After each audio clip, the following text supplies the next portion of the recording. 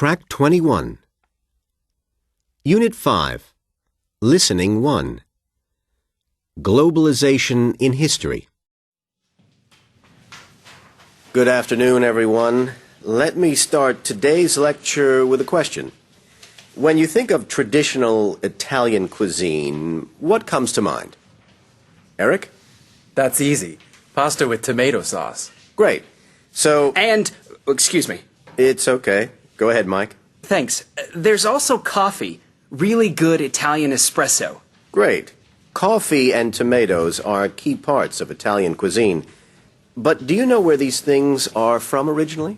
Aren't they Italian? Actually, no. Tomatoes are originally from South America and Mexico, and they didn't come to Italy until the 1500s. Coffee arrived around the same time. Coffee beans first grew in Ethiopia, then became a beverage in Yemen and other places. Much later, Italians adopted the custom. This is true of a lot of so-called traditional cuisine.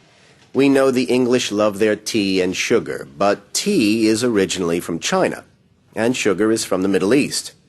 And traditional Chinese food uses spicy chili peppers, but no one in China had ever seen one until the 1500s.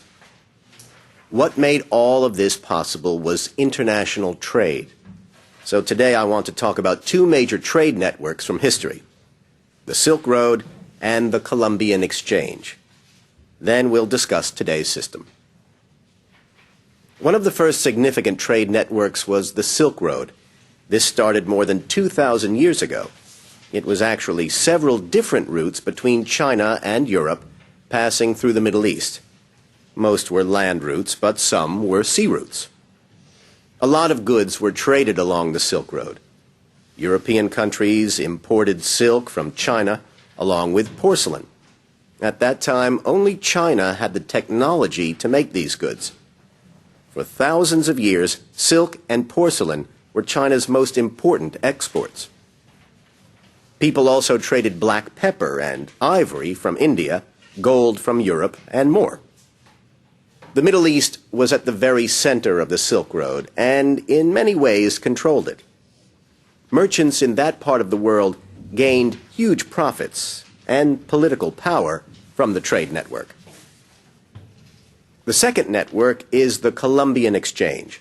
These trade routes developed after Christopher Columbus's ships landed in the Americas in 1492.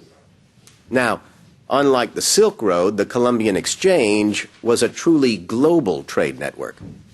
Whereas the Silk Road connected Europe, Asia, and Africa, the Columbian Exchange also included the Americas. Another difference is that the Columbian Exchange did not depend as much on traders in the Middle East. That was one reason why Columbus made his voyage. Chinese silk was still a key European import, and he wanted to find a direct route from Europe to China. Like the Silk Road, the Columbian Exchange changed how we eat and drink. Much of the produce you see in the supermarket today was originally from the Americas. Potatoes from Peru, corn from Mexico, chili peppers from South America, even chocolate. No one in Asia or Europe had ever seen these things before. Another example is rubber, which came from trees in Brazil. Finally, let's discuss today's global trade network. Like the Columbian Exchange, it is a truly global system. Another similarity to the Columbian Exchange is that even today, almost 90% of the world's cargo is still shipped by sea. Of course, we trade different things today. Instead of silk, China produces and exports clothing, electronics, and more. And today's system is much faster, which means it's changing cultures around the world that much faster. So as you can see, international trade has been shaping our cuisines and cultures for a very long time.